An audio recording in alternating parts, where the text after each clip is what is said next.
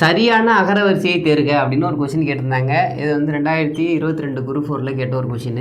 இது வந்து எப்படி அகரவரிசை கண்டுபிடிக்கிறது அப்படிங்கிறத நான் சொல்லித்தரேன். பாருங்கள், 4 ஆப்ஷன் எழுதிருக்கேன் இல்லையா? மரகதம், மாணிக்கம், முத்து, கோமேதகம். அப்புறம் மரகதம், முத்து, மாணிக்கம், கோமேதகம்.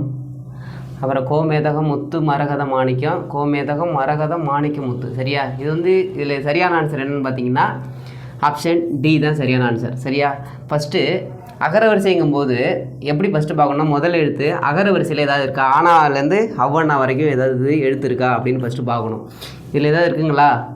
முதல் எழுத்து இல்லை. அதனால் அதுக்கப்புறம் என்ன பண்ணணும்னா, ககர வரிசை இருக்கு இல்லையா? கக்கா, கிக்கி, குக்கு, கெக்கே, அதில் எதாவது இருக்கான்னு பார்க்கணும். அப்படி பார்த்தீங்கன்னா வச்சிங்களேன், இதில் கக்கா கோ இருக்கு இல்லையா? இதுதான் வந்து ஃபஸ்ட்டில் வரும். சரியா? இதை வச்சு நீங்கள் கண்டுபிடிச்சிடலாம். அடுத்தது கோவுக்கு அப்புறம் மா, இங்கே பாருங்களேன், இது வந்து குரில் மா, இது நெடில் மா, அடுத்தது மூ.